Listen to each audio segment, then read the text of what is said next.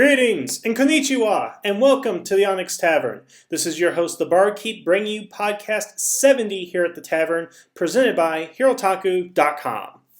Well, today we have a special treat for you guys. Raptor is not available for today's podcast, but I got something better. I have our other guest, D-Jedi, in today. How you doing, D-Jedi? Not too bad. Just got off work.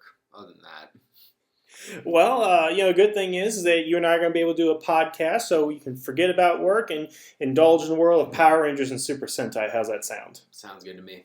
All right. Well, D-Jedi is joining me for a discussion of Time Force today, which is a request that was put in a while ago by Aubrey James. And Mr. James wants us to go ahead and discuss Time Force in detail, similar to what Raptor and I did with RPM.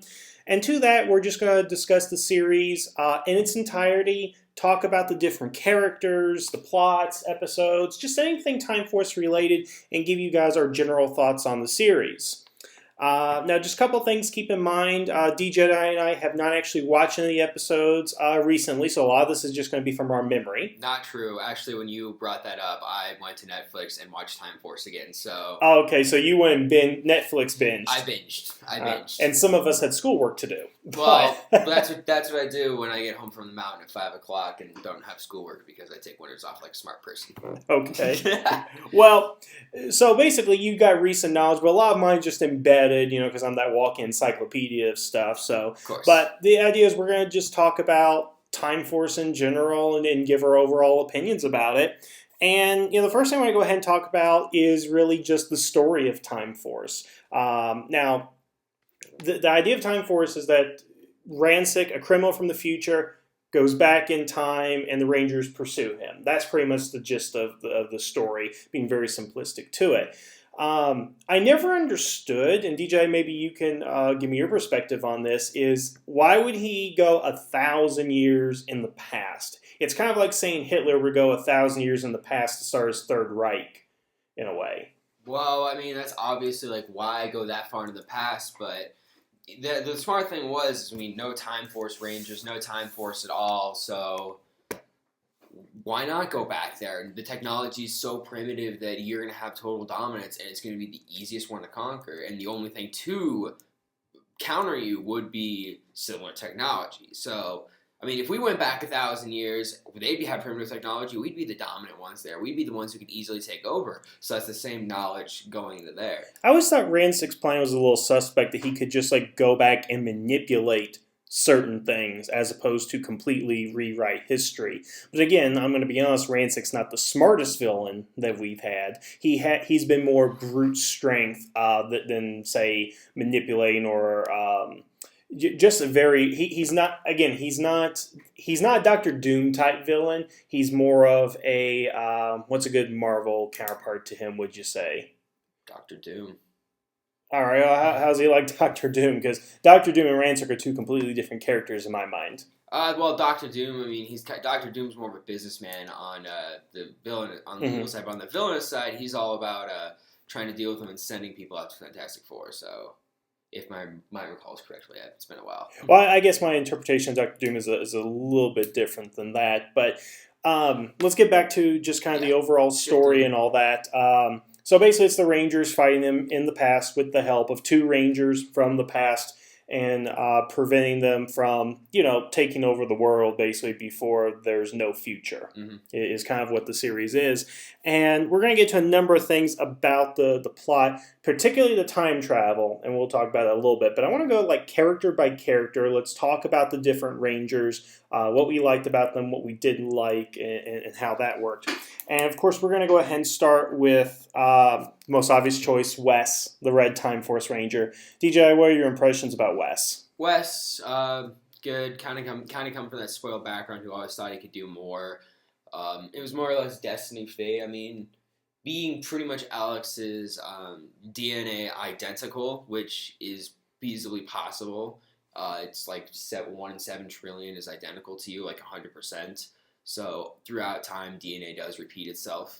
Yeah, I never found that to be a big issue because I get what they were trying to do. No, but like that, but that's why like when he tasted that, he thought it was fun, and he was miserable at his dad's. Mm-hmm. He knew he could do more, and that's why he pursued it. Because if it was like they kicked him off and he was just a spoiled rich kid, he'd just be whatever and just wouldn't go back. But yeah, and I never looked at Wes as a spoiled rich kid. There was something in his past that we really never got to explore, I guess, that he didn't always get along with his father, didn't necessarily believe in the 1% is right and all that kind of stuff. Before there was a 1%, I guess. He was raised in that spoiled rich environment. I'm not saying he was. I'm saying he was raised in that. Yeah. And he always in his mind knew he was meant for something more, which is why he just rolled with it because it was what his dad wanted. That's all. And really, he had no other recourse, I think, what was the main thing. And the opportunity that Jen and the other Time Force Rangers give him, I mean, that was pretty good, that he had this outlet to escape for. Because if we go into the whole timeline thing, what would he have done? He probably would have taken over biolabs and unremarkable, probably life. But then once he becomes a Time Force Ranger, he finds that he has a purpose, something he can do that's not related to money. Because remember, he leaves his father, I think, in the 3rd or 4th episode, where he doesn't even have that money. He's just getting by on everything else. Yeah. I do think he is one of the better Red Rangers out there. He does look at for a certain amount of fun, but he does realize his duty as he goes along. And even though Jen is technically the leader of the team, I think he could be a good leader in his own right, which he does demonstrate later on in the series. Yeah. I mean, back to the whole Jen being the leader and Wes being the leader as well. That goes back to the Alien Rangers, with Delphine being being the leader of the team, but Akiro Orko. Thank you. I always pronounce that wrong. Orko being the battle leader. So in a sense, they're playing that role again. So yeah, and actually, let's move into this next part. Let's talk about Jen, and I really don't want to talk. Jen. I don't want to talk too much about Time Ranger, but I wanted to preface this, is that Time Ranger made the bold move of making the Pink Ranger essentially the leader. Yes. Even though when we see them, the Red's always like in center formation indicating leader. But the fact is, that's how Sentai did it. Power Rangers brought that over, made Jen the leader, which was, I would say, a pretty big risk, because you have to cast the right female character. It can't be a Kimberly-like character to be the leader. So how do you think Jen works overall as basically the commander of the Time Force Rangers? Works out quite well. I mean, considering she was already dating and learned from Alex, the former Time Force Ranger, in the year 3000, before he died, quote unquote. She was the best, was the knowledge, was the leader of the team, responsible for capturing Rancid 100%. Alex was responsible for transportation, etc. And I'll get in. Let me get into that real quick. So I want to talk about that, because what's interesting about her in the first couple of episodes is that it's clear she's a subordinate. That she may not be a rookie, but she's doing it for a little bit, and she is not in a command style position. Yes, she's in the transport, but I wouldn't say she's in charge of it. She's just like facilitating it. But what happens is, after Alex dies and she goes into the past, she is forced into a role of leadership. And even going back to that, I think within the Time Force ranks herself, I think she even did have seniority over Katie, Lucas, and Trip. Oh, absolutely. So because the whole idea is like this group of ragtags that can't do anything right. Exactly. And in a situation like that, given any military or police, highest rank, instantly the leader. Yeah. So. But my point is, the fact is, she didn't seem like a natural leader when we first are introduced to her in the first 2 episodes, but because of Alex's death, that motivates her for her revenge against Rancic and puts her into that leadership role. Exactly. So what's really great about Jen in the first couple of episodes is that you can see her grow and mature into that role as leader, to where it does become natural and doesn't seem forced. Yeah. And I want to cross into Time Ranger a little bit, because I have watched a lot of Time Ranger episodes. And Time Pink does replicate Jen in a lot of ways, or I should say Jen replicates Time Pink in a lot of ways. Except for the fact that there's no love relationship between Alex's counterpart and her, Captain Ryu. There's absolutely no love interest whatsoever. It's actually the fact that she's just one hell of a badass cop. Oh, I see. She's just the badass, hot female Japanese cop. that it's quite different, and they work it quite well. So Yeah, and now I've never seen any Time Ranger, so I can't go ahead and speak to that. That's on my list of Sentai to-dos. recommended highly to anybody who hasn't watched it. But I will say this: I think one of the interesting things they did about Jin is they were able to get that hard-nosed, badass cop, as you say, but also mixed in a little bit of femininity into the role. Yeah. Sometimes it worked well, sometimes it didn't. Now, the places did not work well is her pining over that movie star movie Madness, which she went complete fangirl on us, and that really didn't go ahead and work. And the fact that she's always wearing a skirt and like knee-high boots or something like that. She's still a girly girl. She's yeah, just not but like... I mean, I don't expect her to be like, what's her name? Ramirez from Aliens. I don't expect her to be like that. Yeah. Is that her name, Ramirez? Or what was that girl's name? Newt? Not Newt. Yeah, that was Ramirez. The rough Hispanic girl. Ramirez. Okay, I did get it right. Why didn't you just say that? Because I wasn't sure who you were talking about. Okay, but she found a good balance between, yes, I guess, that role and being very feminine. Yeah, I guess, happy and that's always the hard thing to do with these characters. And I will say this: I think, and let's bring a little bit of current events into this.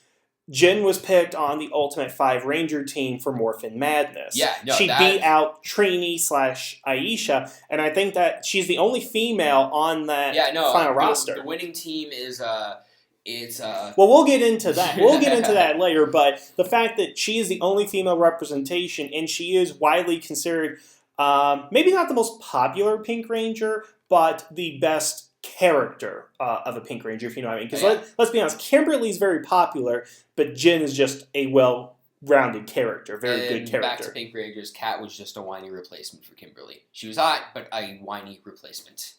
There's a good debate right there. Guys, this is bad. What are we gonna do? No. At least she made it sound good. True. Very true. Now let's talk about the relationship between Wes and Jin. As a rule, I'm against Red Ranger and Pink Ranger relationships, or Pink Ranger and Sixth Ranger relationships, just because you could usually do other relationships on the team instead of based on the leader and the pinnacle of female embodiment, basically, as Raptor and I talked about it. Although I do think Wes and Jin work out well, but I do wonder how much of it, from Jin's perspective, is this is like a do-over with a better version of her fiancé, Alex, who she was only fiancés with for less than maybe 12 hours. Oh, I wouldn't doubt that that's that for a heartbeat in Jen's eyes. Would not doubt that. That seems like it is. That's what women do, like, just in general. I've seen it. But do you think it was genuine between the two? I'm pretty sure I'm pretty sure it was more or less like it was her recognizing her, and then it eventually evolved into something genuine because he was trying to have her accept him on the team. Yeah, not only on the team, but as like a person that she could look into the eyes, because he was the spitting image, the DNA of Alex. So yeah, and of course, the only reason that she gave him the morphers, she had to. Exactly. She felt that there was no other way, because there was no way to unlock the morphers at that point. I'm pretty sure Mr. Collins would have been like, "Get the hell out of here, go away." Yes. So let's also segue into somebody who's part of the Ranger team in essence, which is Alex. Wes's great grandson, or somewhere along those lines. There's probably like another 20 greats in there. Probably so. In any case, he's very brief in the series. He does play a major role towards the end. He's really kind of like behind the scenes and all that. But I think Jason Font, I believe is how you pronounce it, who played Wes and Alex, I thought he did a good job making a good distinction between the two roles. Mm-hmm. What do you just think of Alex overall? Alex definitely played the right role. Definitely was good to get in behind the scenes and like faking his own death and allowing them to do that, which I'll even talk about getting into when we talk about the time and how the time travel works later on. Okay. Because there is a legitimate explanation for that. You're talking to a major time nerd here. Okay, so I think we'll go ahead and kind of table Alex for the moment, and there isn't much to talk about him, except I do have to wonder, what did Jen see in him in the first place? No, it was the fact that it was back. This was an early episode when she was explaining to Wes why she does what she does to him. She was struggling, probably doing really bad in the class, and Alex took her aside and showed her everything, and basically made her his protege, and then eventual lover. That's an explanation, but that's what happened.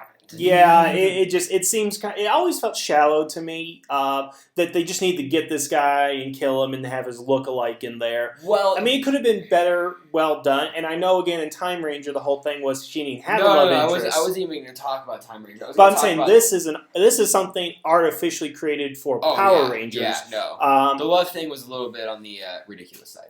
Yeah, let's go ahead and leave it at that. All right. Next on the list. So the next ranger we're going to talk about, and I don't know really what to say about him because let's be honest, other than the 3 primary rangers, and we'll get to the other one here in a minute, these other guys don't have too much in the way of personality or affecting the story.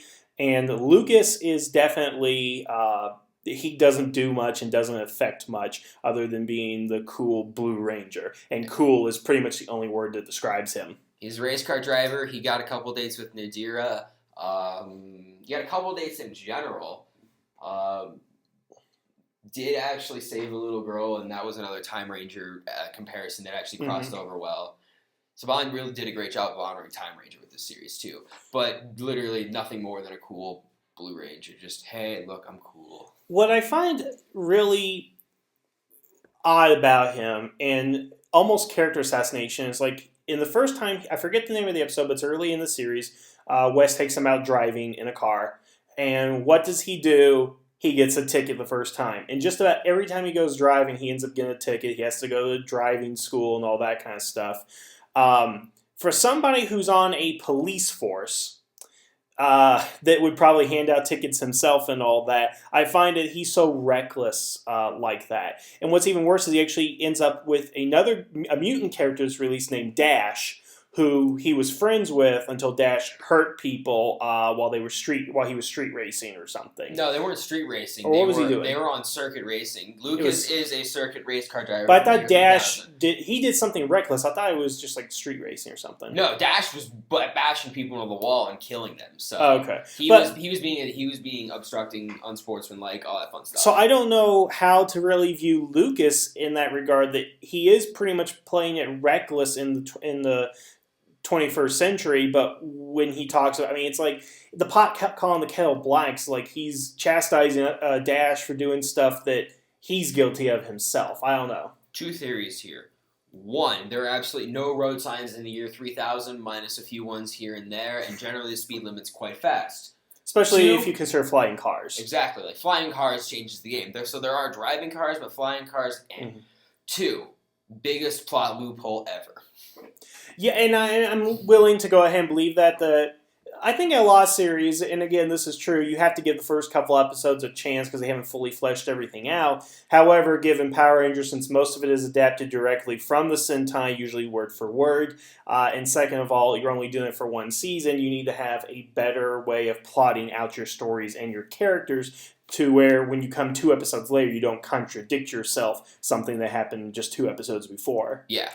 But Lucas, I mean, he's just cool. That's pretty much the limits of his character. He's got like a big brother relationship with Trip, but that really doesn't go anywhere or do anything. Yeah, Trip's pretty much got a big brother, big sister with everybody. So yeah, and everybody. I don't know what to say about this guy. I just don't. I mean, if you ask me to describe his character besides cool and hypocritical, I really can't do it. He's a player. I'll give him that. Yeah, which we're going to talk about the repercussions of time, but I'm just going to make this note right here before we move on. I don't think it's wise to be dating so many different women in the past. And if this was a more adult show, I would love to see the actual consequences that would have. There's a lot of Lucases running around. Yes, because that... Yeah. Yeah. Next on the list, a little bit more personality, but not by much, is Katie, the Yellow Ranger. She's strong. Yeah, she's genetically engineered to be strong, and we'll talk about all the what the future does and things like that. But again, that's kind of her defining character is that she's super strong. there is an episode where she, is worried about changing the future. I think like 8 episodes in, she's worried about changing the future, despite the fact she works for an organization called Time Force and she travels back to the past. Yeah, oh no, now I'm really worried about changing the future. Beyond that... Well, I'll make my comparison since I watched Time Ranger and kind of got into like the major events and found where all these major events and crossed over. So Domo and Time Yellow did have a relationship as well, much like Katie had with the photographer Mitch. Hanamiya, is that how you pronounce it? I don't know. I haven't taken Japanese yet. Hanami. I'm probably saying that wrong. Everybody yell at me if you have to. But they did share, the two lovers did share their counterparts did share photography, which I found interesting, actually. They kept that in there. I was like, so, okay. The only difference is Mitch was only around for 1 episode, and Hanami was around for a while because she actually thought that Time Yellow was Time Blue, the guy who played Time Blue instead of Domo, and I can't remember his name. And then Domo and her ended up dating for a while, and eventually did have a kid together. Yeah, which later appeared in Gokaiger episode 40, which actually played into the plot. And even though I never saw Time Ranger and I didn't understand everything that happened, that was a very touching scene at the end of the episode when he realized it was his kid. Yeah, no, the kid was shown after the Time Rangers had gone. The kid was shown after the credits rolled the last episode of Time Ranger.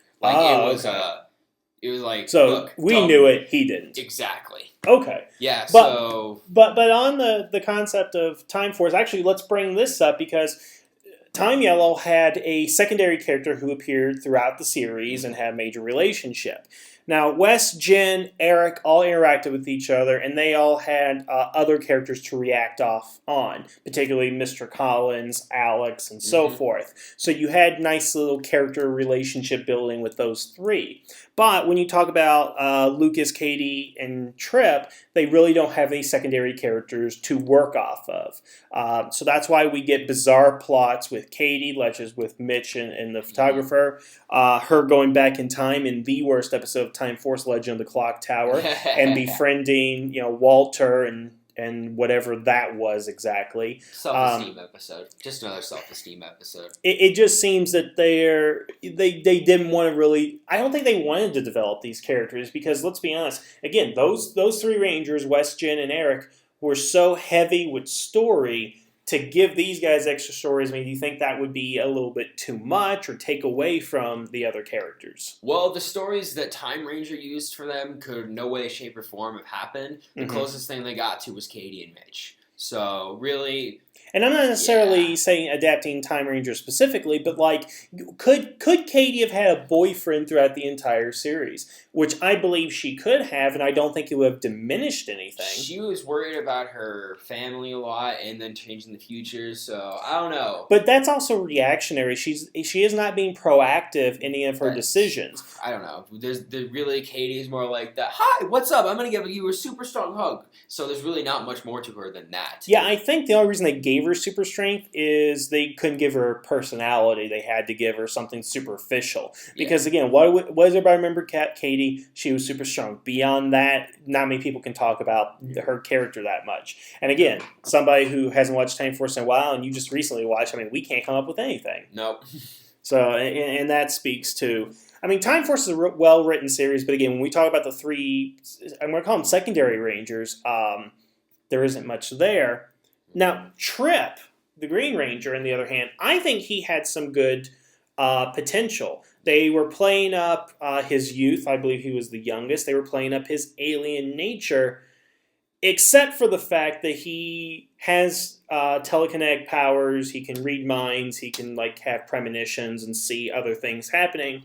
That wasn't used very often. And actually, I do remember an episode or 2 where Lucas was just telling him, stop, don't do it, and puts a Band-Aid over his head. Yeah, no, that was the same episode that Trip had the self-esteem and was able to overcome that, which was played off from Sentai. And actually, Trip really, I can't remember his Sentai counterpart's name, Time Green. Scion, thank you. But Trip and Scion have a rather similar story. Scion is the last of his kind, and Trip's just from another planet in general. But they both share similar powers. They're both the youngest on their team. They both are reckless. Scion's only like 16 years old too, and Trip's a little bit older. But yeah. Now, the fact they made him an alien, which I think was great. If they would have made him last son of Krypton, I think that would have been an interesting story.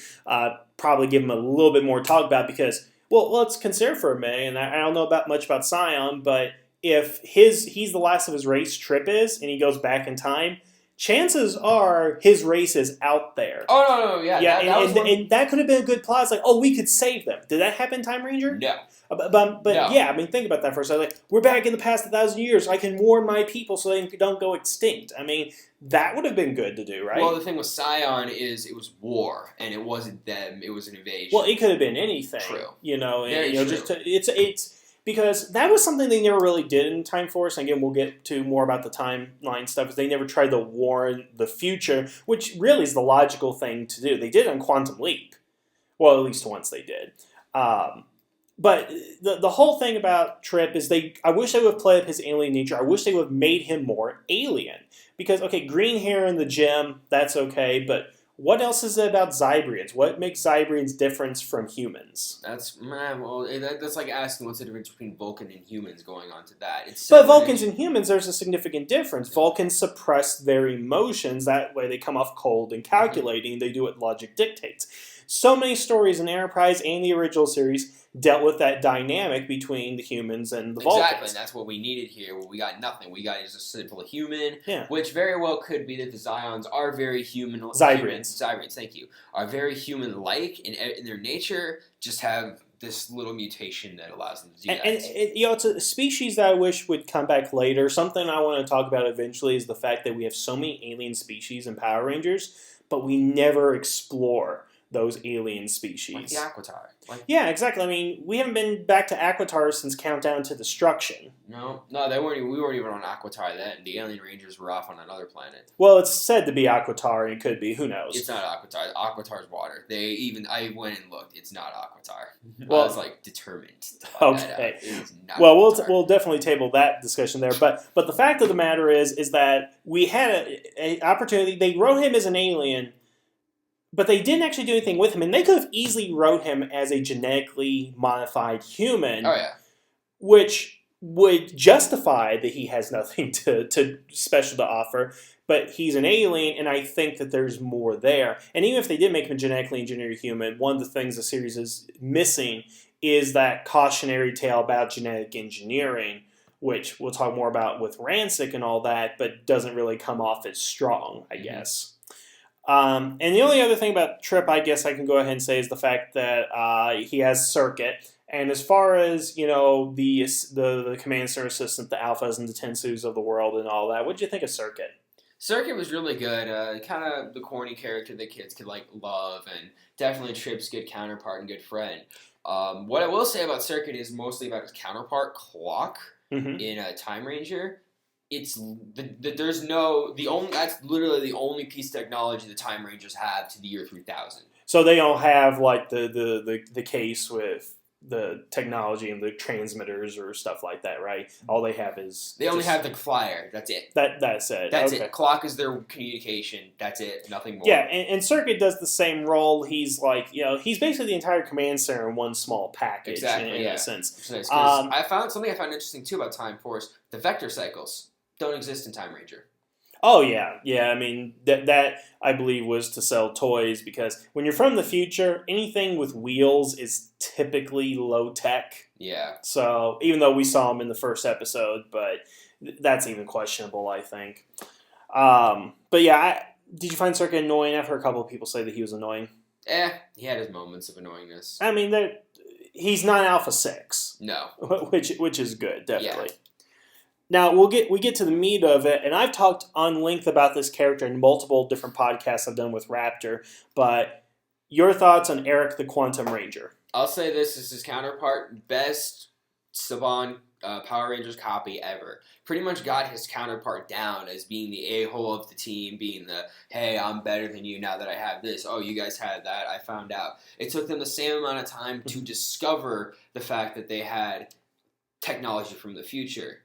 And really, just overall, I mean, I liked him. A Quantum Ranger is my favorite Ranger suit of all time. Eric definitely was a bit on the obstructive side and wanted to do things his way and more reckless, and definitely didn't know what he had and when he thought he knew what he had, he took advantage of the power.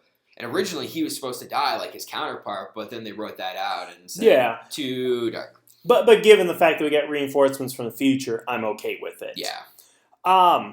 The thing I like about Eric is how he plays off Wes, because they're obviously two childhood friends from two socioeconomic standings. Mm-hmm. You got Eric, who's dirt poor most of the time, and then you got Wes, who's insanely rich. And I like that, having the rich person and the poor person kind of work off each other. And the series touched on the class differences, but really didn't go into it too much. And I kind of wish they did. I think that would have been more interesting. But for what we got, I just like a character who's motivated to be better than what he is because he comes from a poor background. Because isn't that what America's supposed to be about? Yeah. Which it's not, but shouldn't that be what it is? Mm-hmm. And even that was carried over from Time Ranger too. Like, he was poor. He was poor. Yeah, they were both in karate together, did all that stuff together. Even Time Red's dad is duplicated. Like, pretty much the same. Yeah. Yeah. From what I'm understanding, and correct me on this, pretty much Time Ranger is like what they did for Shinkenger and Samurai, copy and paste. Pretty much. Except, I will say this, from what I understand, Time Ranger, they kept the good aspects and improved upon some areas. Exactly. Unlike Samurai. Yes. So, yeah, I mean, again, I don't have much else to say about Eric that I haven't already said in one of my past videos, so just anything you want to close out on Eric with. He was arrogant. He definitely was wanting to be better than Wes, and didn't use the power properly. Zordon would not have picked him as a Ranger. Oh, absolutely, because, I mean, I like Rangers who are, like, rough around the edges a little bit, and, I mean, he's proven himself, definitely. Yeah, no, he's worthy of the quantum powers, for sure. He just didn't know what he had. Absolutely. Now let's go ahead and move on to usually what's the best part of a series, but I think in Time Force we have good parts of it, and we have other parts that kind of drag down. Okay. And we're going to talk about the villains, and we're going to go ahead and let's start with Rancic overall. First of all, I think Vernon Wells is a great actor. I thought he played the part well. Sometimes chewed the scenery a little bit over the top, but overall I thought he was a good character. What do you think about Rancic? Kind of seemed more like they tried to play him off as the boss type of guy, which he ended up being. He was the brute force. Yeah. But he was a teddy bear on the inside, especially for Nadira. But if he didn't get his way and you pissed him off, you wouldn't want to do anything. As far as like how his character reacted to everything else, I don't know. He was more ogre-ish the way his actor portrayed him. More than anything. Yeah, he kind of looked to me as like he was a thug that gained greater power later on. A lot of criticism recently has been laid towards Rancic. When a lot of people think of Time Force, they look at him as like, and we're going to give the best comparison, Magneto from X-Men. That he's trying to help his race gain dominance because he believes in the superiority of mutants. That's not the case of Rancic whatsoever. The modern perception of Rancic right now, again looking back, is that he is just want in destruction, chaos, and terror. And I agree with that. I mean, I'm not saying he's a bad character for that, but he's not as complex as I think we once thought he was. No, going back to the whole Magneto thing, he is very much like Magneto in the fact that he wants to kill all the humans, but it's not to the greater race. It's just because humans treated him like crud since he was beginning because he was a mutant and was different, so he never got to feel welcome. And the greatest sin of it is that the reason he was dying in the first place was because of another mutant, Venomoth. You know, that's why he's taking the serum and all that. Because again, a human helped him, gave him the serum so he could extend his life and live somewhat normally, I guess. I mean, he'd make a great Republican, don't you think? Probably. Yes. But Rancic, I mean, I like him. I just don't think he is as deep as people give him. What they did with him in Reinforcements from the Future, and we get into Time Force, I mean, the whole thing about him surrendering himself, I like that. kind of came out left field, but if you look at the series as a whole, yeah, I get it. We'll talk about Nadira in a minute. But I like how Reinforcements from the Future was basically his redemption in a way. Yeah. Because a lot of people, myself included, think of Star Wars as the rise, fall, and redemption of one man, Anakin Skywalker. Time Force, you have the rise of Rancic, the fall of Rancic, and his redemption in Wild Force. And I think it was played pretty well. Probably should have done instead of turn into a human. That seems very TV Pat-like and all that. But what do you think? Going back to the Star Wars thing, yes, you are right, and D-Jedi, dude. Yeah, I know that. Yes. Why do you think I brought it up? You said I and others, not just, I'm just saying. Well, I wasn't going to assume. Dude. Anywho, yeah, no, his redemption was definitely, it worked. And how they played it off as them creating the orc mutes, which even was played Mute orcs. Mute orcs, orc mutes. I think they were orc mutes. No, mute orcs. No, I was about to say in the Sentai counterpart. Oh, okay. Because I watched a little bit of that too, because I wanted to see how well they played off of that as well. Okay. So, yeah, I think there were orc mutes in the other one, but I could be mistaken on that. But how they played off of that was quite well, and how the powers got. However, I can't remember how those ones came about. But with Rancid getting involved in how he gained his Bone Blade abilities, which was completely awesome. If I was an X-Men mutant, that'd be my power. Yeah, I do like how that they actually... That's one of the things that crossover should do, is that they should expand on things, and they really expand on Rancic's origin to show that he has greater guilt now. That at the time, it didn't bother him, but now that he wants to make peace and everything, the sins of the past... Like Iron Man 3. Exactly. The sins of the past are catching up with him. Yep. So we made a lot of comic book references, haven't we? Oh, yeah. Yes, we have. Let's get to the biggest... let's say the two biggest wastes of space in the villain core. Gluto and Nadira. Gluto. I'm going to start with Gluto right now. First off, his Time Ranger counterpart is Don DeLeo, the mob boss, the Godfather. The entire villain is the Godfather movie in Time Ranger. After I found that out, I was so pissed off that they did that to Gluto. I was like, really? You're going to make him dumb, and he's the absolute mobster boss genius in the other... And it's just... it infuriates me to talk about it. I always have an issue with fully rubber-suited villains, much like what they have Tokyuger now and what they had in Kyoryuger. And I think the whole reason they went with Rancid is they want somebody who could emote more and give a different story, because Gluto wouldn't work as the primary villain, I think, in Power Rangers. Yeah, no, you gotta have emotion in Power Rangers. Rangers. You gotta have that. But they did give him... I mean, it's such an unremarkable character. He's just kind of thrown in there. He just happens to be there. He attacks a few times throughout the series. Heck, in the first episode, he shows fart flying power. Yep. And then in the last episode, he doesn't even get destroyed or captured. He actually freezes himself to avoid all the mayhem and stuff. Yep. I don't want anything to do with this. See you guys. Goodbye. Yeah, I don't know why they even include him. So yeah, he just sucks. Yeah, no, that's why it infuriates me. It just, no. Yeah. Now let's talk about Nadira. I mean, I know how it plays in throughout the rest of the series and how she changes and it forces Rancid. That's the catalyst for Rancid to change and all that. But just throughout the series, she's a complete waste of space. Not really. I mean, her counterpart, I was actually surprised the entire costume, even the hair, is from the counterpart. Yeah, it's a very interesting costume. I'm not saying anything against that. But even the diamond, everything. Oh, yeah. It's crazy. But it's just that she doesn't really do anything in the series. I mean, yeah, she helps escaping, but I'm going to throw that to more Frax. That's more Frax's thing, I think. Yeah. But I mean, she robs banks and all that. She wants money. She's a spoiled brat. Now, she is the complete antithesis of what Wes is, because she's like the Paris Hilton of the future. Paris Hilton is the best way to describe it. Yeah, because you got Wes, who's not necessarily resentful, but knows he needs to use his wealth responsibly, and you got Paris Hilton with pink hair on this end here. So I like that there is a complete difference of how the wealthy children are raised. Not to say she's completely wealthy, but she has money and daddy does whatever she wants. So that's a nice little commentary, I think, on social issues, I think. Yeah, Nadira was I don't know.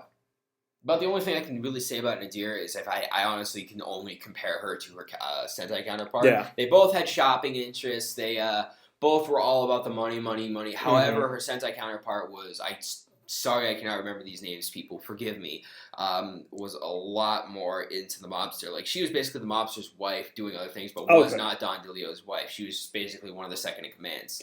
Yeah, and I think if they could make her a little bit more ruthless and a little less bratty, I think the character probably would have worked.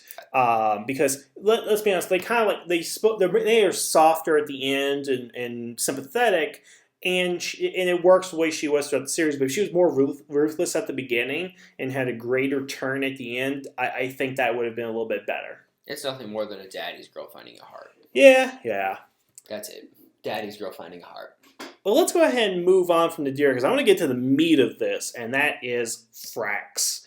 I think one of the best Power Ranger villains of all time meets with an untimely end, which is both awesome and sad at the same time. You go first. What do you have to say about Frax? Frax, definitely, I agree with you. One of the best villains they've come up with. Making him human was actually quite well written. I don't remember that being a part of Time Ranger. I think his was just that Time Ranger story with Frax's counterpart was just complete, like, screw you, Don DeLeo, I'm doing my own thing, if I recall correctly. So that whole writing that Frax was once human built into a robot thing, and that Nadir was able to get a hold of him, actually was one of the best written stories into Time Force already. Which unfortunately happened only at the end. Yeah.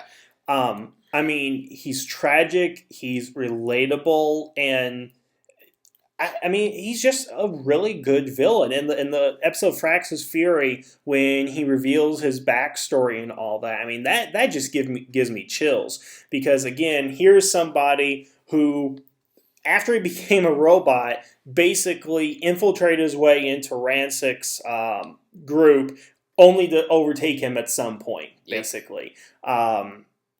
Yeah, I mean, it was just really good. And again, though, the fact that he's reprogrammed at the end, that Rancid could be that cold to do that. Because I think Rancid got more brutal as we went along. Because we basically got this chart where he started here, goes up. Most brutal, I think, is when he reprograms Frax, and then just kind of goes down from there.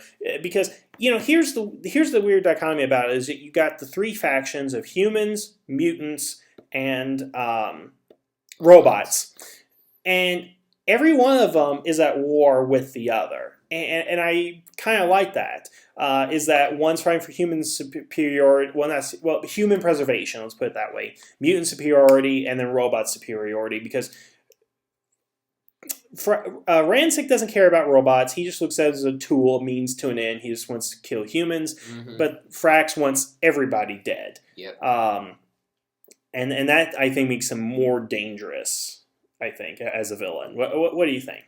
Definitely gives him more power to him, but it's nothing we haven't seen in any science fiction. For example, Skynet. Well, absolutely. But was Skynet a human at its core? No. And don't bring up Salvation, because that's not a real thing. Actually, yes, it is. It is canon even. I know, but my point is... I know what you're saying. Yeah, okay. I mean, it can be done, but it cannot be done at the same time. The most they can do is... I mean, Skynet was not human, is my point. Because I can't think of very many sci-fi villains where he started out as human, became machine, and then the machine personality pretty much takes over their identity. Yeah. That's what I'm getting at. Yeah, I know that. No, the Borgs. I'd have to bring up the Borgs in that scenario. But they're not even really machine, they're cybernetic. And Frax... You could debate he is cybernetic, but I think he is in the same way that RoboCop is, where it's just his brain and digestive system. Yeah. Not even digestive system. I think it's just his brain and maybe his circulatory system, at least his heart. Yeah, I forget exactly what it was, but yeah, I would make him more comparable to RoboCop in that sense. RoboCop was his brain, his eyes, digestive system, mostly for fluids. Yeah, but the rest of him was machine. But in RoboCop's case, he did go ahead and take on, because the big question of RoboCop, or at least the way I've analyzed it, is a resurrected Murphy, or is it a completely different being with Murphy's memories? And the same can be said for Frax. Is it Dr. Ferrix, or is it a machine with Ferrix's memories? That's a question. This can be played differently. The technologies that are involved in both of these actually involved being able to, sorry, I'm used to turning. Both these technologies involved being able to connect to the nervous system that actually functions the brain, which we can do with certain technologies today, but it's still not like being able to hook our brains up to the matrix yet. Now, these technologies express that. So, having that in mind, being able to incorporate machines allows that you can reprogram the brain. So, which is what Rancic does, which to me makes it feel like Frax is more. He's more machine now than man, twisted and evil. Exactly like RoboCop. He's more machine than man. He is a product. However, I think even though they both were come on as computers, because they have access to the memories and they know that there is living tissue in them, they know at some point they were something and meant something to someone. So I think it's the emotions. And of course, Indira was able to get to Dr. Ferrix in the end, which he didn't do much with that because the thing was reprogrammed, but he was able to persuade Indira to do the right thing more, basically. I'm going to talk about mutants on the whole as the villains, because when we look at it, mutants, they're very unique in Power Rangers history. Yes, they are monstrous, but they are one of two beings, and I want to figure out what they are, and I want your opinion on this. They are either A, severely mutated humans, or B, a completely different life form altogether. If it is the former, that's an interesting precedent in Power Rangers. And if it's the latter, what exactly are they? Are they like the result of congealed messes of goo like Rancic was in the sewer? I mean, what do you think the mutants are? I think it's a mix of both, depending on what it is. Because with that mess of goo that Rancid ended up being, that could easily infect humans and cause mutations there. However, not all of them. In this case, Dash. Look at him, very, very human-like. So, which is odd because I guess this goes back to the whole Mystique thing where Nightcrawler asks her in X2 United, or X-Men, in the second X-Men movie. X2 X-Men United. It is United. Okay, when he asks, why don't you just, if you can be human, why not be human all the time? And then Mystique says, because I shouldn't have to be, or something like that. But it does raise the question of why do they even have the ability to turn to humans in the first place? Because I just find that kind of odd that they can even do that, but if they do have the ability to turn into humans, that means that they were humans at one point, but what horribly went wrong to have all these mutants? And also, okay, so I think Rancic was said he was the first mutant, I think is what they said Rancic was, that he congealed that way. But all humans in the future are born in test tubes, pretty much, and they can be genetically modified, whatever, and stuff like that. I hate to be the parent that says, well, we got your baby, but we got some bad news. Yeah. Again, if they're actually humans, oh my goodness. I don't know. You could go multiple ways on this, but if everybody's a test tube baby in the future, like they say we're going to be, I don't know. That just seems more like loose loopholes that are there and just a lot of unexplained answers that we're not going to unfortunately have time to talk about or even... we could spend hours talking on this topic alone. So yeah, I just think that, again, if it's humans, it sets a very interesting precedent for Power Rangers and the moral ambiguousness of the future, which is still in question, even if they are a completely different life form, because I always find it odd that in Power Rangers SPD, they completely accept humans, but they don't accept robots at all. That's a bigger question.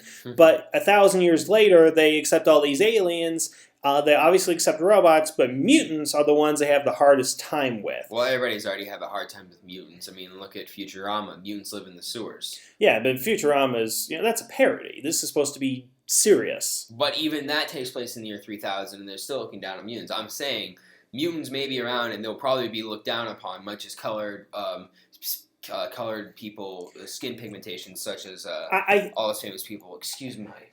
I think the idea that they were trying to get around with it is that there is still prejudice of some kind in the future, and we do have those shining examples of mutants because there are several mutants in the series, such as Felix, who are able to rise to great heights, such as he was a member of Time Force. But to take words out of Linkara's mouth, he squandered his opportunity. Dash squandered his opportunity, and put himself into that category of that old person, that old racist white guy that sees a black person get arrested on the news and he has opportunity, but he just acted like the rest of them. Exactly. Which, I guess that's kind of the mentality I have. But again, like Linkara said, I wish there was more explanation of the relationship between mutants and prejudice in the future. Because again, that's what they're trying to do, but it just doesn't come off that much. The whole social issue of it is buried under the relationship between Westchen and Eric. Yeah. I think that's what takes center stage over the mutant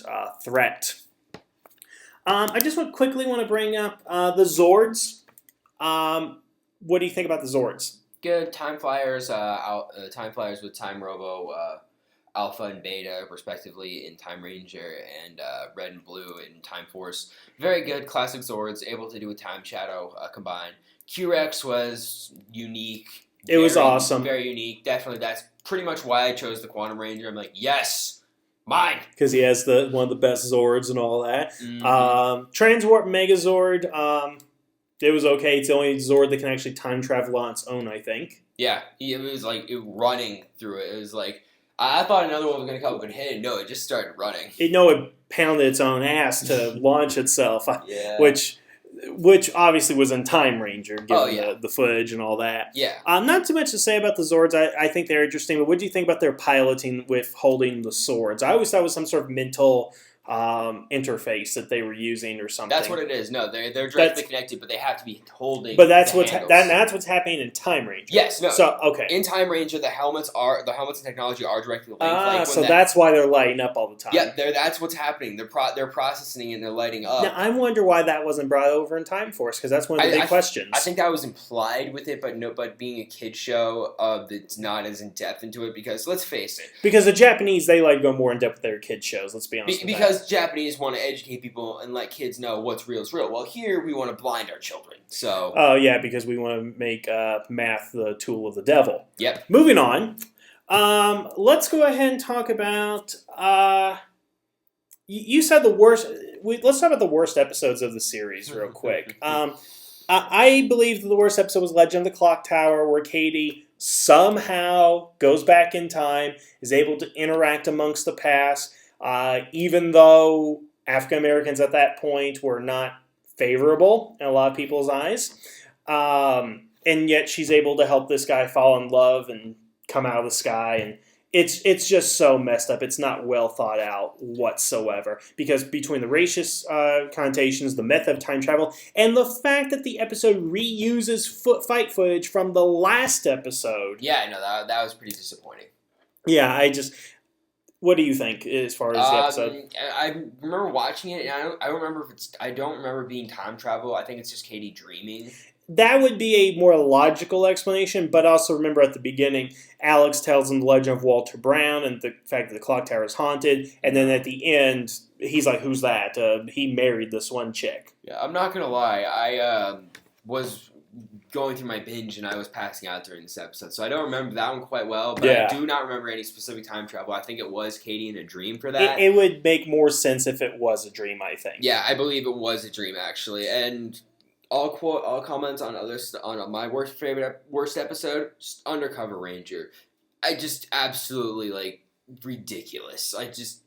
Wes and Jen doing the whole nerd, hi, we need to work out thing, etc., etc. It's just yeah, that's more of a goofiness of, say, not so much, well, maybe season 3. A lot of goofy things are going on in season 3 of my Morphin, maybe season 2, but yeah, wow. I'm trying to remember everything about the episode, but yeah, it was kind of. I remember everything. I watched that episode because I knew it was my least favorite one, and I wanted to talk about it. The whole, protein shake. It was basically going back to Schwarzenegger going, we are going to pump you up!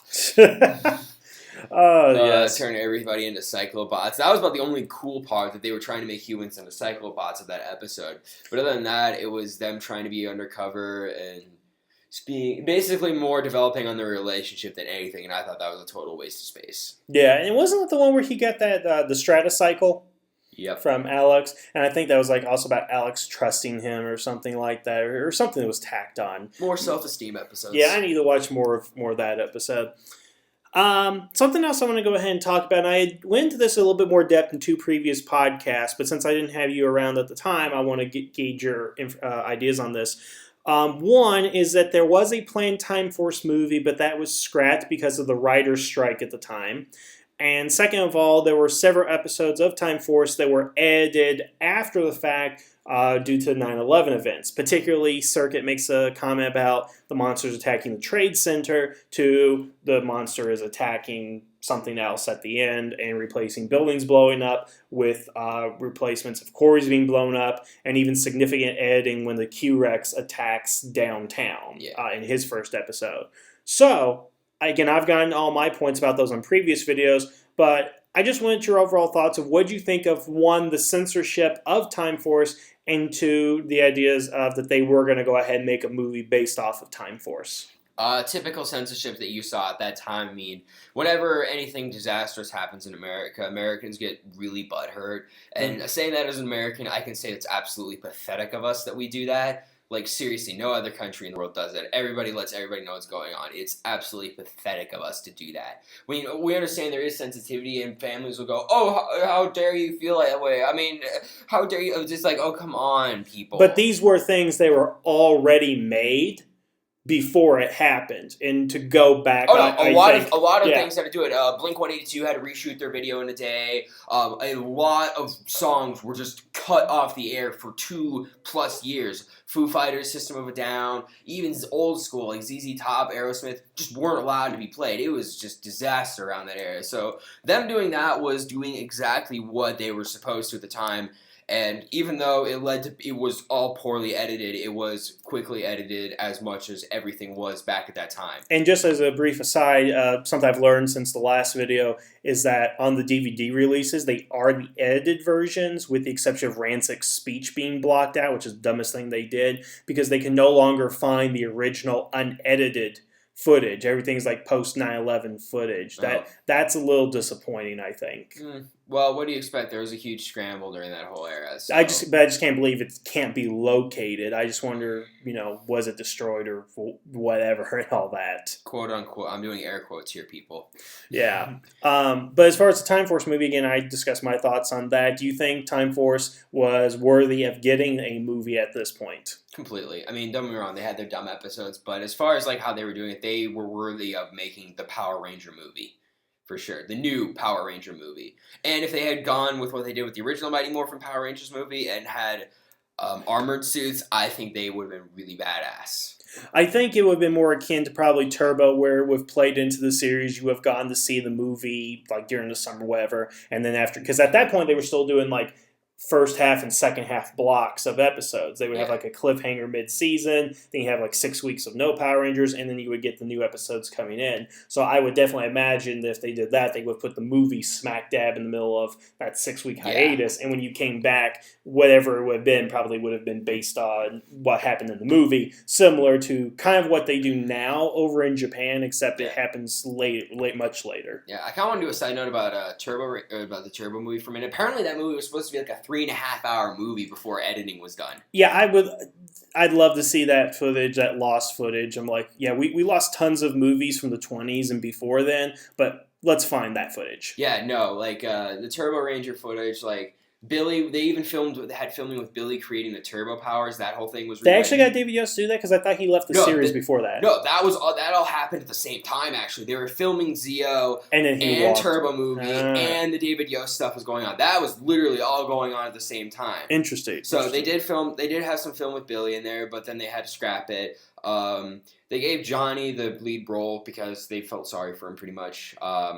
They were supposed to be a mermaid subplot in there, too. Yeah, there were supposed to be mermaids in the triangle. There was supposed to be a whole speech about Rocky telling Justin about them being the Power Rangers and kind of how it happened, like giving like a briefing on it. Like there was a lot there that I think if they had made it like a 3-part summer movie, that would have been legit. All right. Back to Time Force. Yeah, so I think we're about out of time right here, so I'm going to introduce something new at the tavern, which I've been getting a lot of requests from on Twitter and Facebook, called Last Call. And basically when I mean last call, that means you get a few minutes to give your final thoughts on this, and then we are done with the discussion, since I am the barkeep. I'm calling last call right now. I'm sure anybody who's been to a bar knows what last call is. Yes. So last call is basically going to be D-Jedi. I want your overall impression of Time Force. What do you like about it, and where do you think it fits in Power Rangers history? In my opinion, it's in my top three. My top three are Mighty Morphin, Time Force, and RPM. Those constantly rotate on various episodes. Mm-hmm. Time Force just had a great plot overall. Was very true and hard to itself. Really kept that word from the future. We have to save the future, and we didn't discuss this yet. We haven't discussed the time travel in yet, and I'll bring that up after this too. Actually, you know what? This is last call. I'm gonna look at that. Yeah, let's. The time travel in here is fully explainable. It's Back to the Future time travel scenario here. Paradox. They had to go back in time to create these events in order for the future to turn out this way. Time Force knew these events happened. They just kept them above top secret in order for them to not know about it and let the events happen. Only certain people knew the events were happening. Like when Marty got Doc sent the letter to Marty. Only the post office knew, and there was bets. It's all of these specific things. The only thing I really want to say about the time travel right now, and I wish we would have a little bit more time to actually kind of get into it, but we're a little over at the moment. Maybe this will be a different video altogether. It's just that it doesn't make sense when the time flyers are damaged, go back to the future to refuel, and then they have to wait for them to come back. Because logically, if they leave at 1 p.m. for the future, they could send back at 1 p.m. and 2 seconds fully fueled. That's something, I don't know if that's from Time Ranger or if that's something that was like a contrivance in this series, but that's the gross misuse of time travel, because if anybody has a time machine or means to time travel, they should not be allowed to say, not enough time. No, I completely agree with that, because that was even shown in Time Ranger that they had to refuel and take time. I think what they were trying to play off is you can travel back in time, but it's the progression of days are the same no matter what you do. I think that's what they're trying to play out, which is the weirdest time hole that I've ever seen in any sort of sci-fi, and does not make sense overall. Probably the thing I'd call the worst part, if not the only bad thing about Time Force. Yeah, and I wish we had a little bit more time to discuss about the time travel and all that. I think we got a little too deep into a lot of the other stuff, but I hope everybody kind of enjoyed the discussion we had. I think maybe we'll get Raptor in a time travel discussion eventually. But my overall thoughts of the series is I think I'd put it in my top 5. As somebody who discusses Power Rangers on a daily basis, I think my opinions are always changing because of all the new information I'm learning.